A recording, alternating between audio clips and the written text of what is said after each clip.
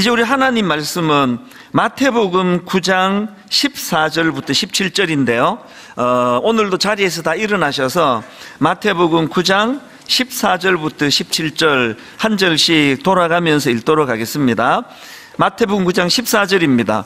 그때에 요한의 제자들이 예수께 나와 이르되 우리와 바리새인들은 금식하는데 어찌하여 당신의 제자들은 금식하지 아니하나이까?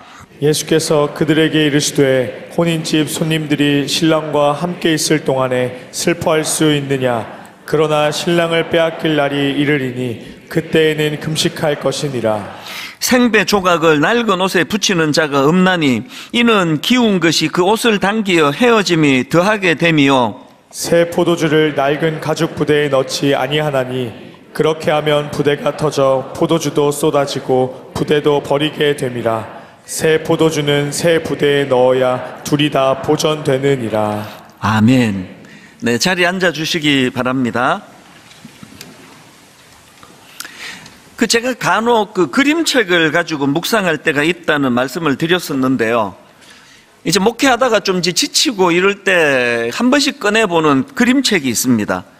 로버트 프로스트가 쓴 눈 내리는 저녁 숲가에 멈추어 서서, 이런 시를 가지고 이제 이 시에 맞추어서 그림을 그려놓은 그림책인데요. 이 첫 장을 딱 펼치면 이 눈으로 뒤덮인 너무나 아름다운 숲이 나옵니다. 거기에 이제 나이든 농부가 그 숲을 지나가다가 너무 아름다워서 그 숲에 멈춰서서 그것을 이제 누리고 또 즐기는 그런 모양의 그림이 나오는데, 이 시의 시작이 이렇습니다. 이 숲이 누구네 숲인지 난 알 듯해. 숲 주인은 마을에 집이 있어서 내가 지금 여기 멈추어 선 채 눈 덮이는 자기 숲 바라보는 것도 모를 테지. 내 어린 말은 이상하게 여길 거야. 농가도 없는 데서 이렇게 멈추어 선 것을. 한 해 중 가장 어두운 저녁, 숲과 꽁꽁 얼어붙은 호수 사이에 서서 어린 말이 방울을 딸랑이며 무슨 일이냐고 묻네. 이 장면이 좀 머리로 그려지십니까? 이 눈 덮인 숲속이 너무나 아름다워서 마차를 타고 가던 그 나이든 농부가 거기에 내려서 그 아름답게 덮인 숲을, 거기 보면은 이제 토끼도 나오고 다람쥐도 나오고 너무나 평화로운 그림들이 쭉 펼쳐지는데요. 그러다가 이제 맨 마지막에 식구가 제 마음에 항상 도전이 되는데요. 농부가 다시 이제 말 안장을 채우면서 이제 다시 길 떠나려는 그런 그림과 함께 이 시의 마지막 구절이 이렇게 끝을 맺습니다. 숲은 무척이나 아름답고 어둡고 깊지만 난 지켜야 할 약속이 있고 잠자리에 누우려면 한참 더 가야 하네. 한참을 더 가야 한다네. 그 숲이 너무 아름다워서 그 그림도 그렇게 아름답게 그렸습니다. 그 아름다운 숲에 머물면서 그렇게 거기서 참 기쁨을 누리기를 원했던 이 농부가 이제 다시 목적지를 향해 길을 떠나면서 아직도 내게 지켜야 될 약속이 있기 때문에, 그래서 이제 길을 떠나는데, 이 동화책이 이제 이렇게 큰 책이에요. 여기 보면은 이제 맨 마지막 장면에 이제 그림들이 전부 아름답게 그려지다가 맨 마지막에 다시 나그네가 길을 떠나는 이 숲 그림은요, 되게 삭막해요. 그냥 이제 눈이 너무 많이 와서 이제 길도 없어져 버렸고요. 온 천지가 눈으로 뒤덮여 있는 이곳에 길도 없는 그곳을 이 농부가 이제 마차를 끌고 가는 이 마지막 그림을 보면서 제가 한 번씩 이제 좀 목회가 좀 힘들고 지치고 좀 쉬고 싶고 이럴 때 저는 이 그림책을 들여다봅니다.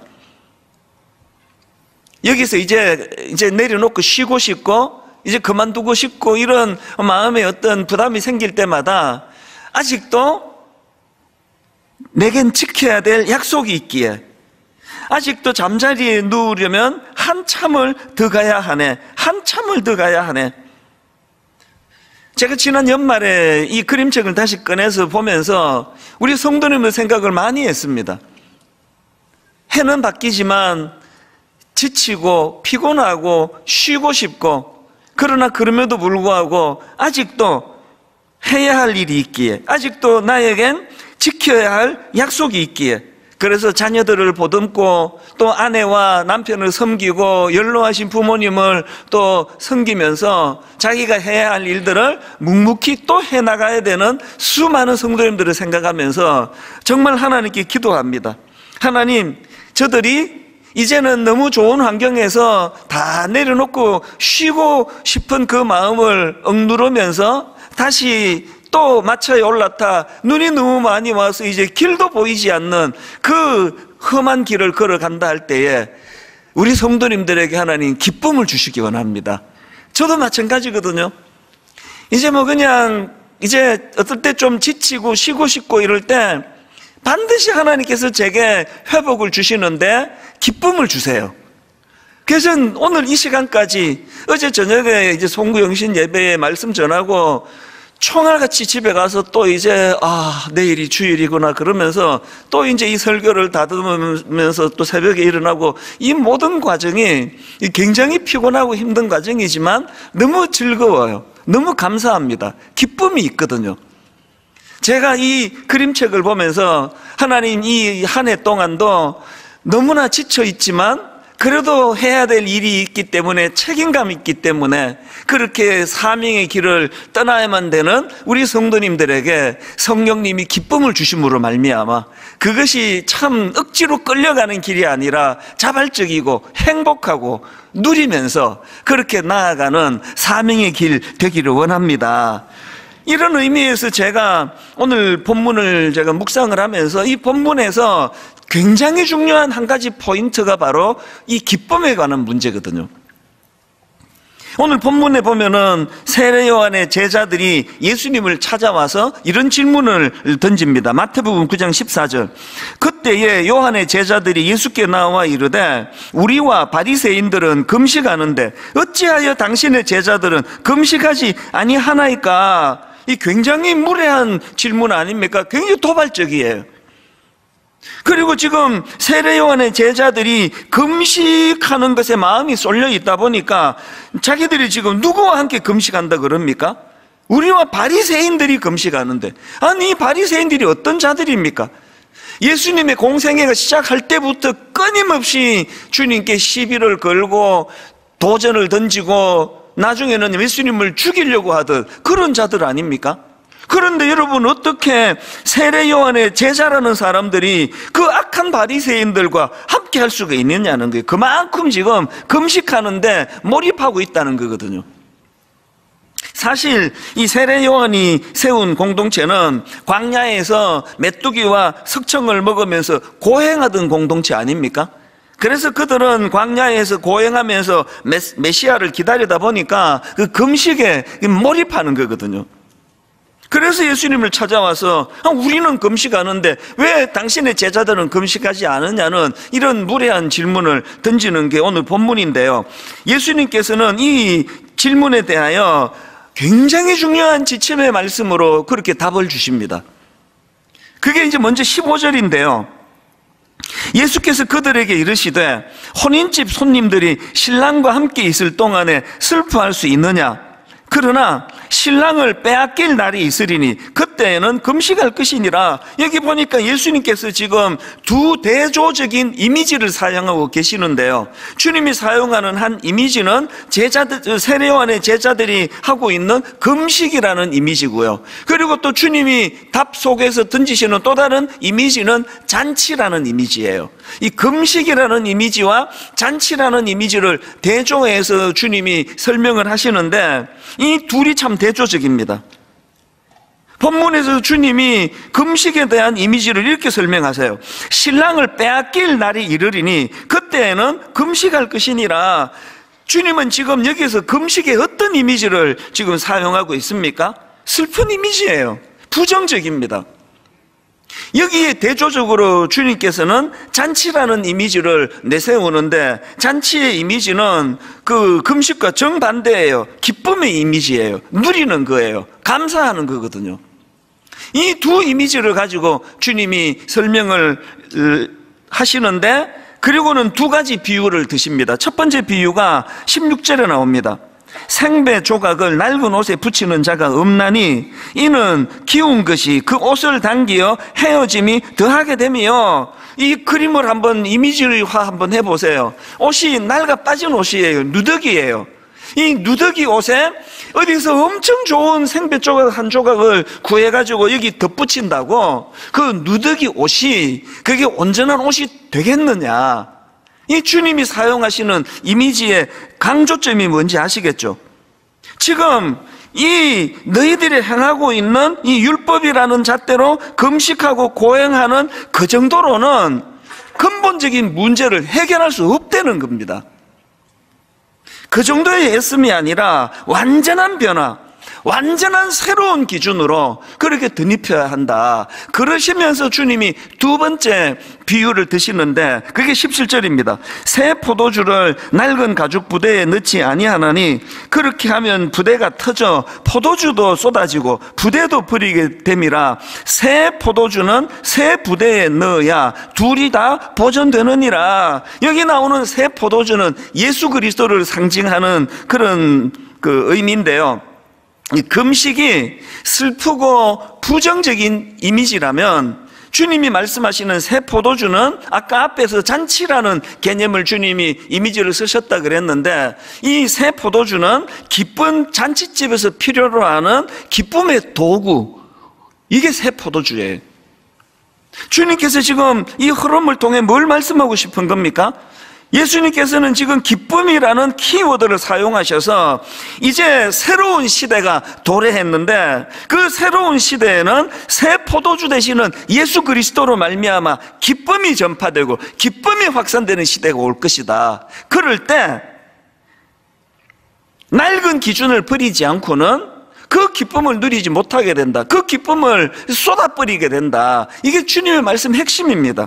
이게 저에게 왜 굉장한 말씀이 되었는가 하니까요, 언젠가 제가 우리나라에서 여러 가지로 기독교계에서 활동을 많이 하시는 어떤 목사님 그 아들을 만난 적이 있습니다. 아버지는 굉장히 유명하고 존경받는 그런 목사님인데 그 아들을 만나 대화하는데 제가 충격을 받은 거예요. 그 아들이 뭐라고 얘기하는가 하니까 자기는 자기 집에서 이 신앙생활이 이렇게 즐거운 거구나, 이걸 단 한 번도 느끼지 못했다는 겁니다. 이게 얼마나 제가 충격이 됐든지, 우리 집 아이들도 혹시라도 이런 생각을 하고 있으면 어떡하나.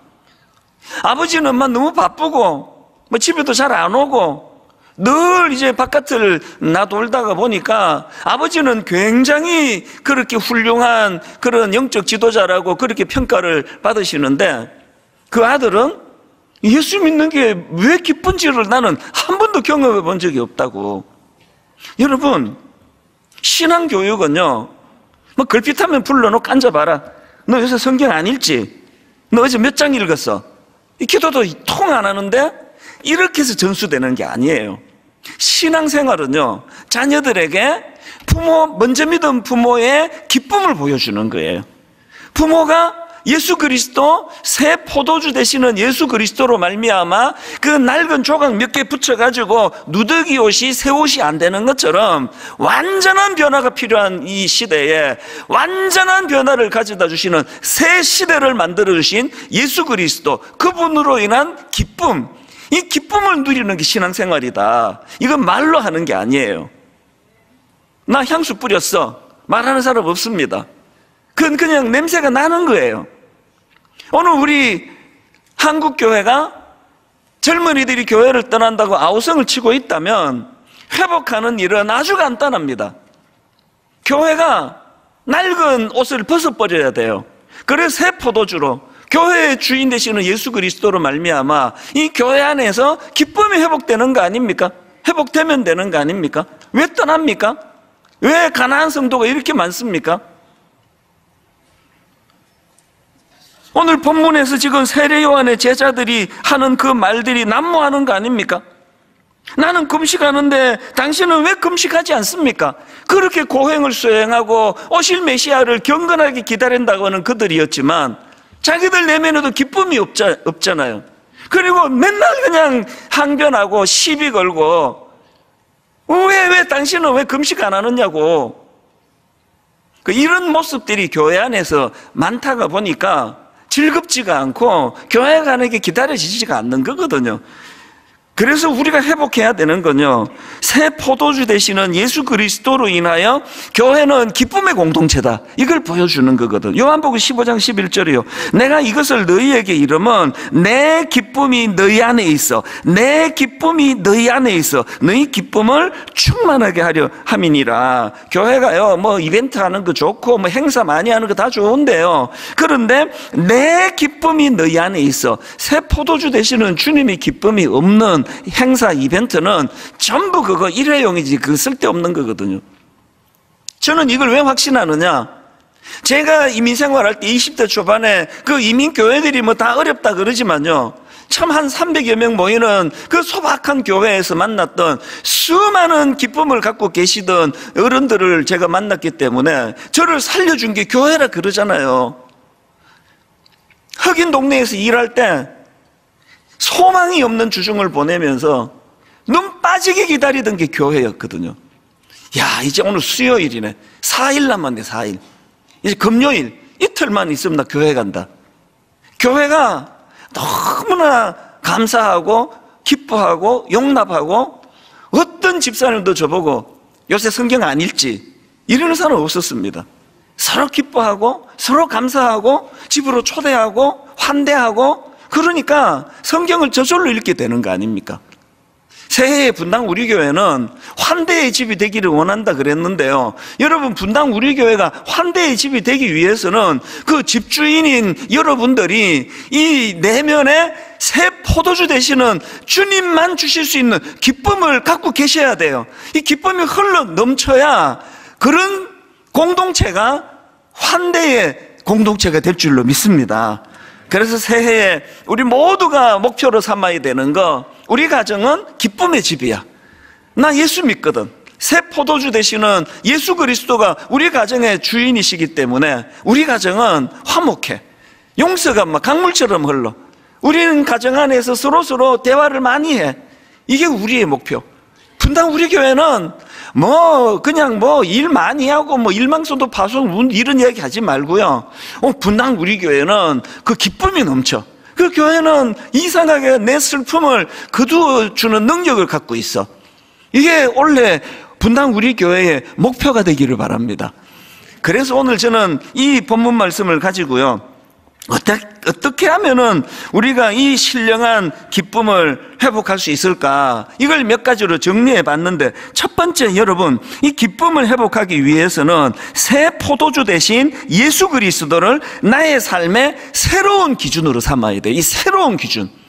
왜 제가 새로운 기준을 강조했는가 하니까요, 여러분 아시잖아요. 요한복음 2장에 보면은 예수님이 이 땅에 오셔서 제일 먼저 행하신 기적이 나오잖아요. 이적이 나오는데, 그게 가나 혼인잔치에 물을 포도주로 바꾸는 잔치집에서의 기적이에요. 여기도 지금 주님이 잔치집을 지금 사용하시잖아요. 여러분 다 아시지만 뭐든지 제일 먼저 하는 건 다 의미가 있습니다. 첫사랑, 2023년 들어서 드리는 첫 예배, 이 굉장히 의미를 두거든요. 어제 송구영신 예배 마치고 눈알이 뱅뱅 도는데도 이 첫 예배만큼은 은혜를 제가 하나님 주시기 원한다 그러면서 막 이를 악물고 지금 내 자리에 그 두통약 갖다 놓고 지금 제가 지금 안간힘을 쓰거든요. 왜? 첫 예배니까요. 예수 그리스도께서 그냥 돌발적으로 지나가다가 우연히 포도주 떨어졌어? 그거 내 고쳐 줄게. 그렇게 그냥 오지랖으로 한 거 아니에요. 거기에 철저한 주님의 의도하심이 있는데요, 제일 먼저 주님이 행하신 기적의 사건은 잔치집에서 일어난 거예요. 그리고 제가 이 물로 포도주를 만드신 이 기적의 사건을 다루고 있는 요한복음 2장에서 저는 제일 중요한 말씀 포인트 중에 하나가 3절에 있다고 생각합니다. 2절부터 보십시오. 예수와 그 제자들도 혼례의 청함을 받았더니 포도주가 떨어진지라. 예수의 어머니가 예수에게 이르되 저들에게 포도주가 없다 하니, 여기서 우리가 진짜 놓치면 안 되는 포인트가 있습니다. 뭘까요? 인간이 만든 포도주는 떨어진다는 거예요. 인간이 만든 기쁨은 그건 결정적인 순간에 사라져 버린다는 거예요. 이거 다 경험하는 거 아닙니까? 인간이 만든 포도주는 필요할 때 떨어져 버리는 거거든요. 그렇기 때문에 오늘 이 요한복음 2장에서 가나 혼인잔치에서 주님이 베풀어 주신 이 이적의 사건이 뭐냐면은 인간이 추구하는 기쁨, 인간이 몸부림쳐 얻는 이 모든 것들이 너무나 유한하기 때문에 새 포도주 되시는 예수 그리스도가 주시는 그 참 기쁨으로 덧입지 않으면 인간은 날마다 굴곡이 심한 이 놀이공원에 있는 이 롤러코스터를 타는 것 같아요. 여러분, 예수 잘 믿는 사람 보면요, 상황과 관계없이 굉장히 안정적이에요. 이 굴곡이 심하지 않아요. 그리고 회복이 잘 돼요. 너무나 어려운 이런 일을 당하고 낙심하고 무거워졌는데, 그래서 막 이제 그분을 위해서 며칠 기도하고 걱정이 돼서 연락해 보면 어떨 때는요, 뭐 갖고 그러시는지를 잊어버린 경우도 있습니다. 이 회복력이 너무 좋기 때문에. 이게 왜 그렇습니까?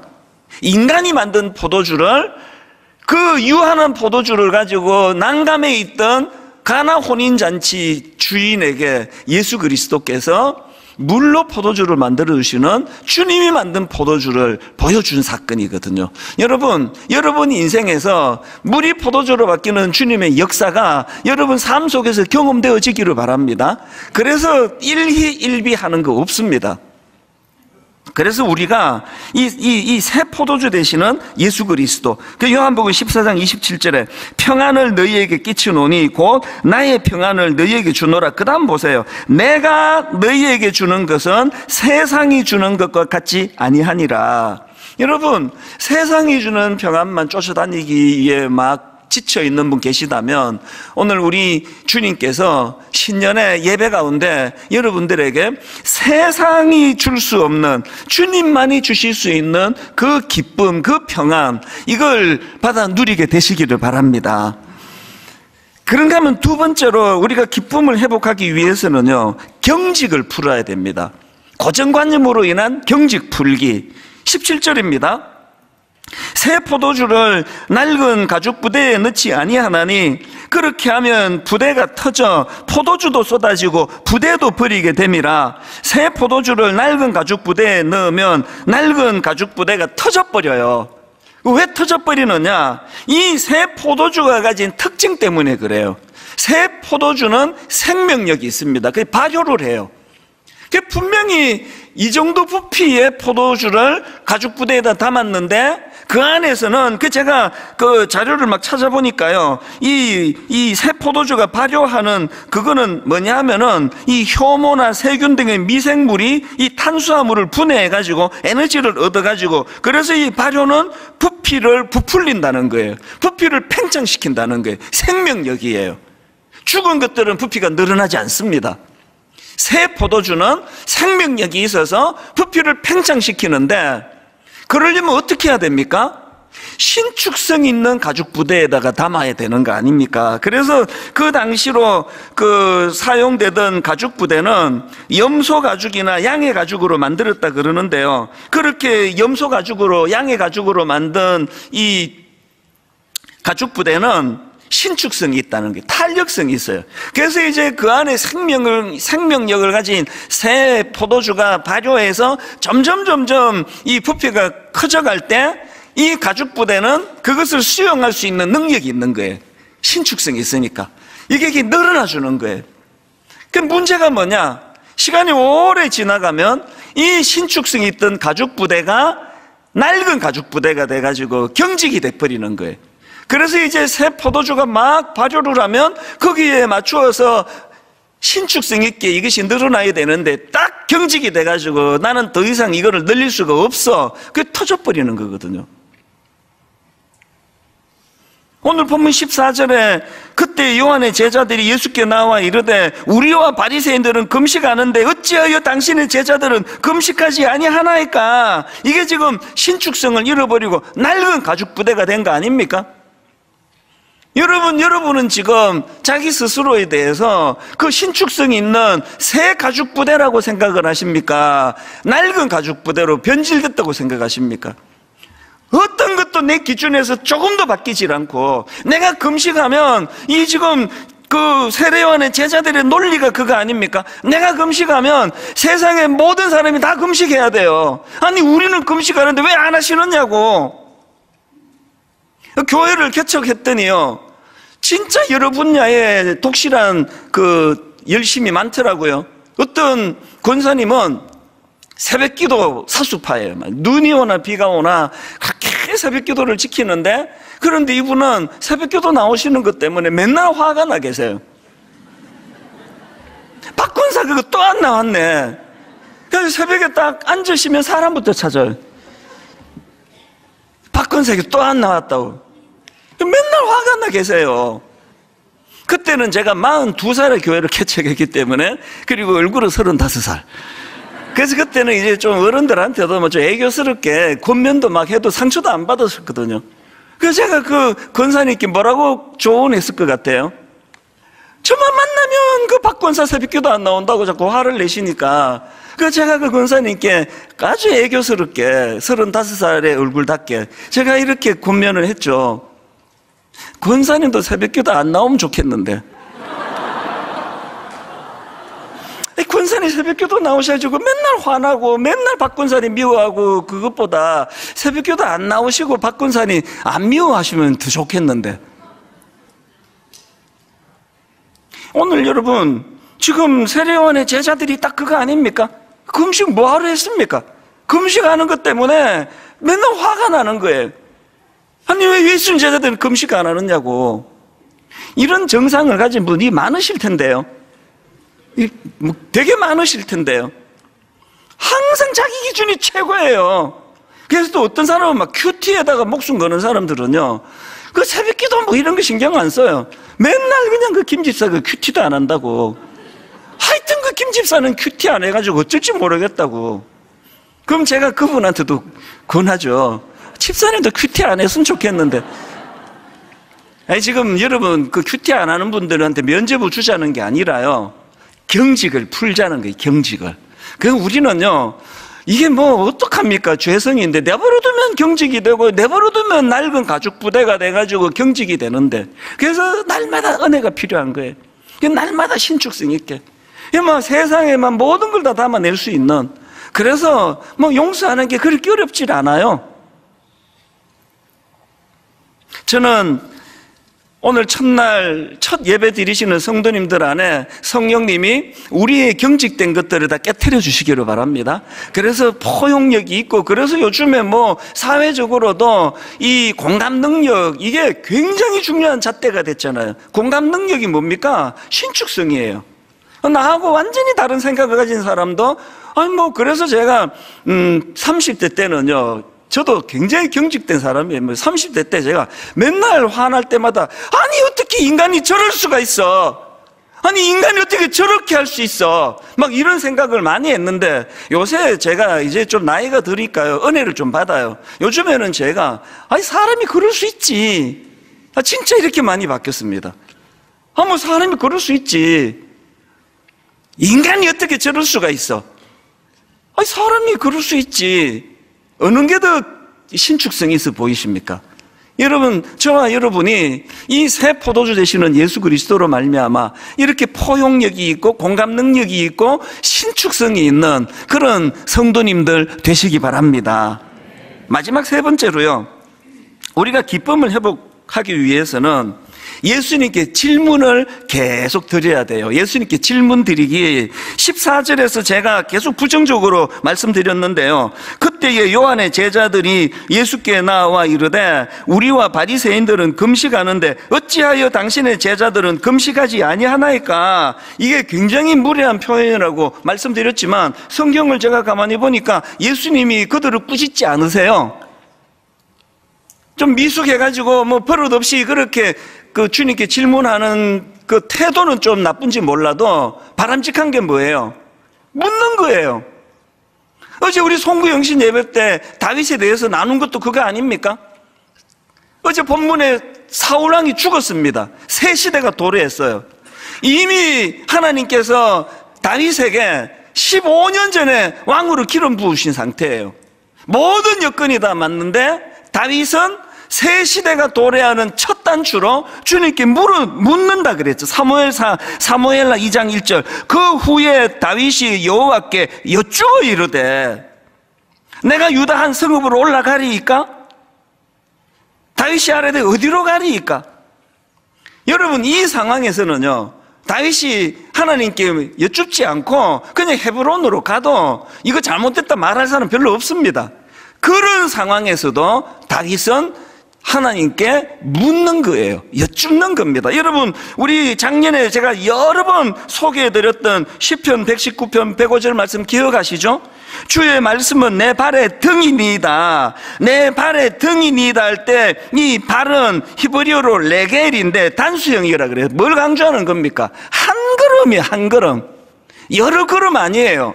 한 걸음을 비출 수 있는. 그리고 그 다음 나오는 내 발의 등이요, 내 발의 등이요 할 때 등은 히브리어로 손전등이라 그래요. 손으로 가볍게 들 수 있는 작은 등잔이라고요. 우리는 막 그냥 말씀 한번 깨달으면 막 온 세계를 다 비춰주기를 원해요. 그거 성경적이지 않아요. 한 걸음을 비추는 거예요. 제가 이 말씀을 묵상하다 오늘 새벽에 울었습니다. 제 목사 안수 받던 그 시절이 떠올라져 가지고요. 제가 오늘 새벽에 마음이 너무나 뭉클했던 게 뭐냐면, 저는 목사 안수를 받을 때 사실 좀 두려웠거든요.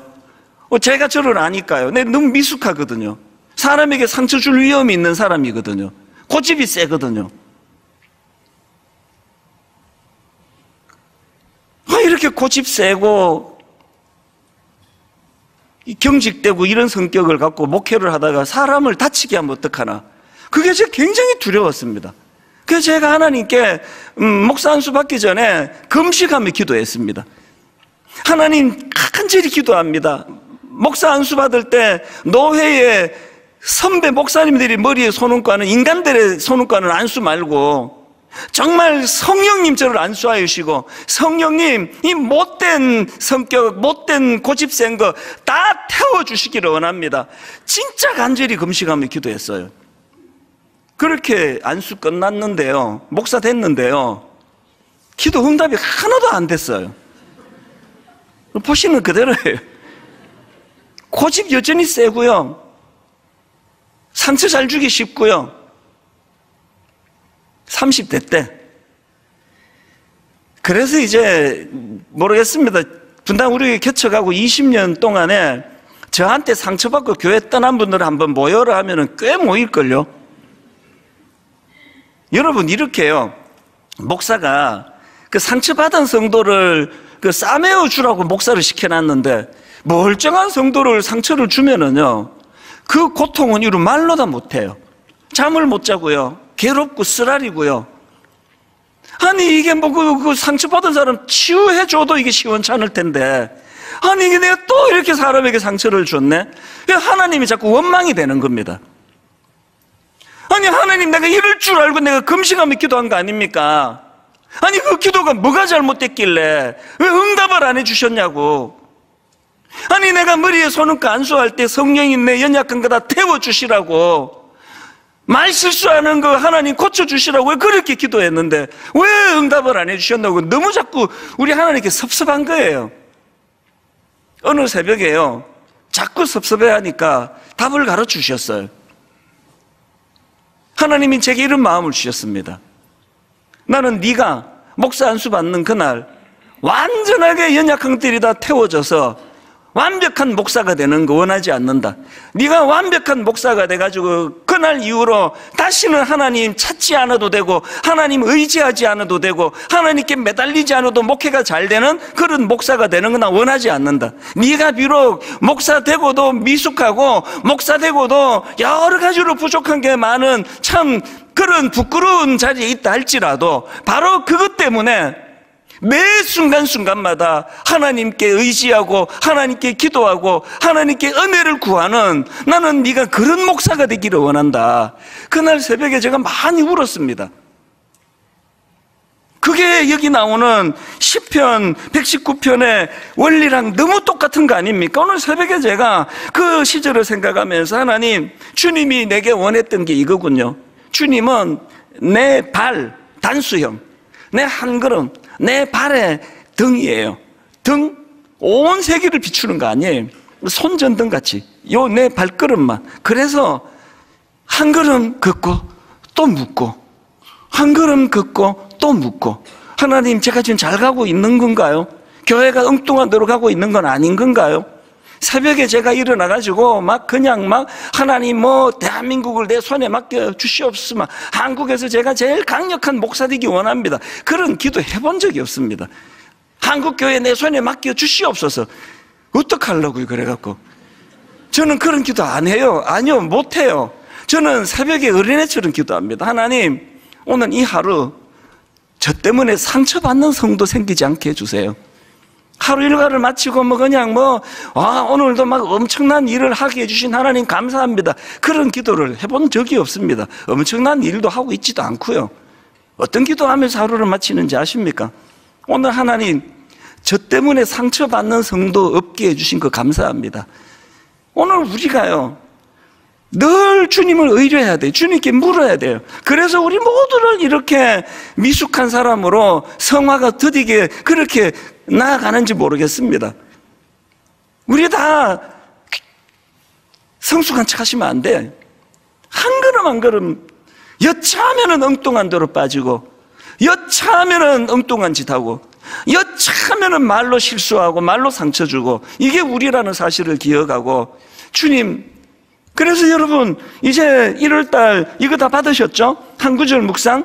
이번 1월달 2월달은 이제 기초다지기, 이거를 가지고 이제 묵상할 겁니다. 매일매일 한 구절 묵상 가지고 1월달 2월달을 여러분 이거 프린트 해가지고 홈페이지에 오셔가지고 2달 묵상하시고요, 3월 1일부터 전체적으로 우리 교회가 지금 준비하고 있는 말씀 묵상과 관련한 굉장히 큰 줄거리를 3월 첫 주부터 다락방이 오픈되는 그 시점에 맞추어서 시작하게 될 것입니다. 말씀을 오늘 저는 이렇게 맺기를 원합니다. 오늘 여러분, 어제 우리가 나누었습니다. 새해의 성구가 시편 56편 3절이에요. 내가 두려워하는 날에는 내가 주를 의지하리이다. 내가 두려워하는 날에는 내가 주를 의지하리이다. 더 많이 의지하고, 더 많이 주님께 질문하고, 더 많이 여쭙고, 더 많이 주님을 의지하는 그런 아름다운 한 해가 되기를 주님 이름으로 축원합니다. 오늘 저는 이 찬양 새해 첫 찬송가예요. 191장이거든요 내가 매일 기쁘게 순례의 길 행함은 주의 팔이 나를 안보하며, 후렴해 보니까 성령이 계시네, 할렐루야 함께 계시네. 그래서 좁은 길을 걸으며 밤낮 기뻐하는 것, 넓은 길을 걸으며 편한 길을 걸으며 밤낮 기뻐하는 건 세상의 성공학 가르치는 세상의 그런 논리일 거예요. 그리스도와 함께하는 사람은 좁은 길을 걷는데 밤낮 기뻐해요.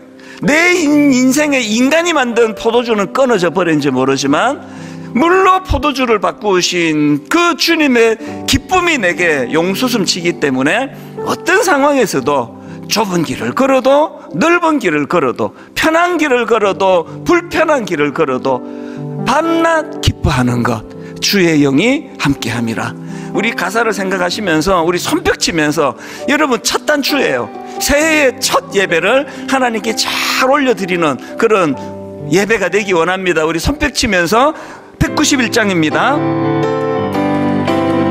내가 매일 기쁘게 순례의 길 행함은 주의 팔이 나를 안보하리요. 내가 주의 큰 복을 받는 참된 비결은 주의 영이 함께하리라. 우리 다시 한번. 내가 매일 기쁘게 순례의 길 행함은 주의 팔이 나를 안보하리요. 내가 주의 큰 복을 받는 참된 비결은 주의 영이 함께함이라. 아멘. 성령이 계시네, 할렐루야 함께하시. 좁은 길을 걸으며 밤낮 기뻐하는 것, 주의 영이 함께함이. 전에 죄에 빠져서 평안함이 없을 때 예수 십자가의 공로 힘입어 그 발 아래 엎드려 참된 평화 얻으며 주의 영이 함께함이라. 아멘. 계시네. 할렐루야 함께 하시네. 좁은 길을 걸으며 밤낮 기뻐하는 것 주의 영이 함께 함이라. 우리 다시 한번 이 찬양 부르기 전에 한번 잠깐 생각해 보시자고요. 여러분, 지난 한 해를 진짜 돌아보세요. 인간이 만든 포도주, 인간이 만든 기쁨, 그래서 결정적일 때 끊어져 버리는 게 인간이 만든 포도주라는 사실을 이제는 좀 인식하지 않으세요? 철없는 10대나 20대 때는 이거 잘 몰라도요, 세월 좀 사신 분 다 아세요. 인간의 포도주는 한계가 있다는 것. 인간의 포도주는 항상 결정적일 때 끊어져 버려요. 오늘 여러분, 그 인간의 포도주로 일희일비하는 인생이 아니라 오늘도 참 포도주 되시는 그분이 내 안에 내주에 계실 때 그런 것에 요동하지 아니하고 한결같은 기쁨을 맛보는 것, 이것을 우리가 사모해야 되니까요. 우리 한번 오늘 다 자리에서 일어나셔서 우리 이 찬양 정말 한번 선포하면서 새해 첫 예배 성령님 함께 해주시기 원합니다. 그리고 성령님이 주시는 좁은 길을 걸어도, 넓은 길을 걸어도, 평탄한 길을 걸어도, 불편한 길을 걸어도 항상 한결같이 좁은 길을 걸어도 밤낮 기뻐하는 것, 이 기쁨이 있다면, 그래서 뭐 예수 믿는데 왜 이렇게 나는 자꾸 일이 안 풀립니까? 얼마든지 그럴 수 있습니다. 여러분 안에 기쁨만 빼앗기지 않는다면요, 올 한 해 이 기쁨을 사모합니다. 성령님이 그 기쁨의 자리로 안내해 주시리라 믿습니다. 우리 한 번 더, 조금 더 기쁘게, 더 감사하며 내가 매일 기쁘게 순례의 길에 가면 주의 팔이 나를 안도하미요. 내가 주의 큰 복을 받는 참된 비결은 주의 영이 내가 매일 기쁘게, 내가 매일 기쁘게 순례의 길에 가면 주의 팔이 나를 안도하미요. 내가 주의 큰 복을 받는 참된 비결은 주의 영이 함께함이라. 아멘. 성령이 계시네. 할렐루야 함께하시네. 좁은 길을 걸으며 밤낮 기뻐하는 것 주의 영이 함께함이라. 내가 죄에 빠져서 평안함이 없을 때 예수 십자가의 공로를 믿고 그 발 아래 엎드려 참된 평화 얻는 주의 영이 함께하니. 성령이 계시네. 성령이 계시네. 할렐루야 함께하시네. 좁은 길을 걸으며 밤낮 기뻐하는 것 주의 영이 함께함. 나와 동행하시고 모든 염려하시니 나는 숲의 새와 같이 기쁘다. 내가 기쁜 마음으로 주의 뜻을 행하면 주의 영이 함께함이라. 아멘. 성령이 계시네. 할렐루야 함께하시네. 좁은 길을 걸으며 밤낮 기뻐하는 것 주의 영이 함께. 세상 모든 욕망과 나의 모든 정욕은 십자가에 이미 못을 박았네. 어두운 밤이 지나고 무거운 짐 벗으니 주의 영이 함께함이라. 성령이 계시네. 할렐루야 함께하시네. 좁은 길을 걸으며 밤낮 기뻐하는 것 주의 영이 함께함. 성령이 계시네. 성령이 계시네. 할렐루야 함께하시네. 할렐루야 함께하시네. 좁은 길을 걸으며 밤낮 기뻐하는 것 주의 영이 함께함이라. 인생의 포도주가 떨어지셨나요?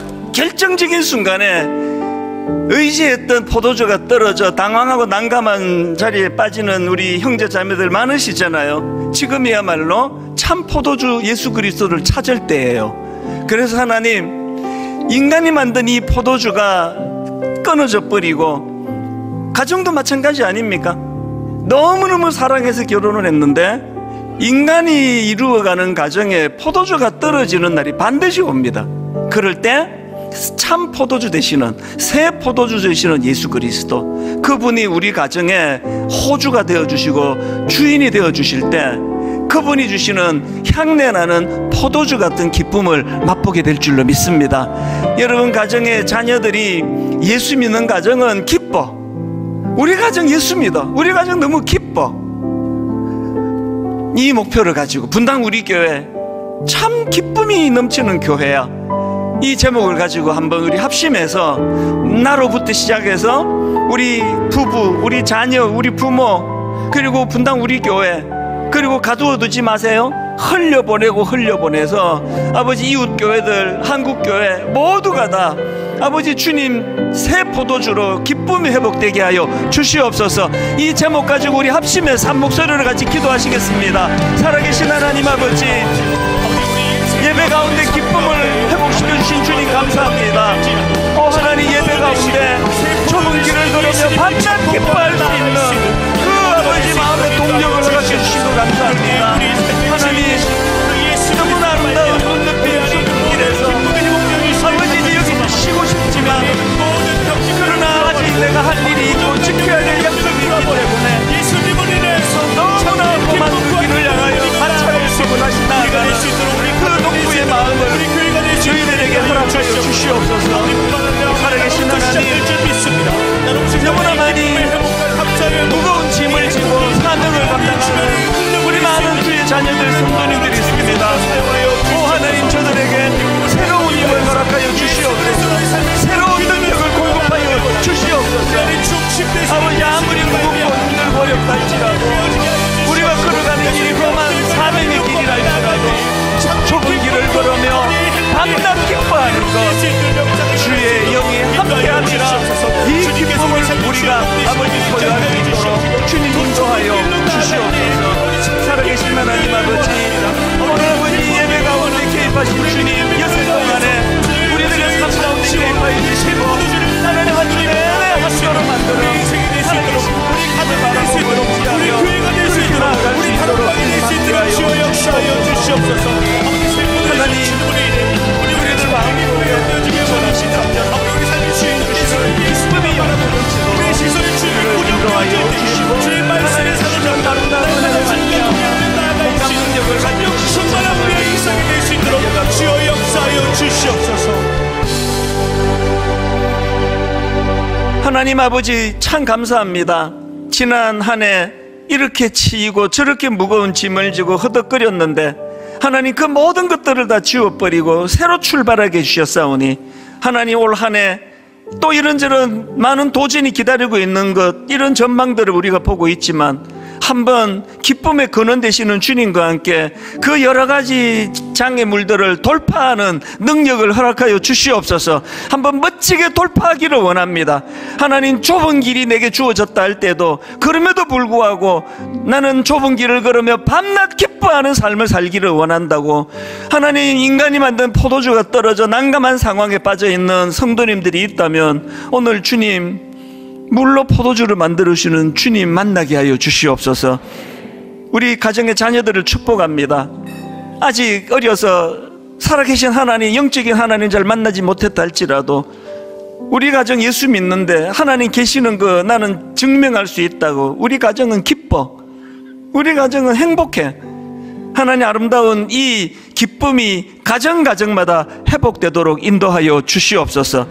이번 한 주간 새해 첫날부터 주신 그 은혜를 기억하면서 기쁨 가운데 그렇게 한 주간 승리하도록 인도하여 주시옵소서.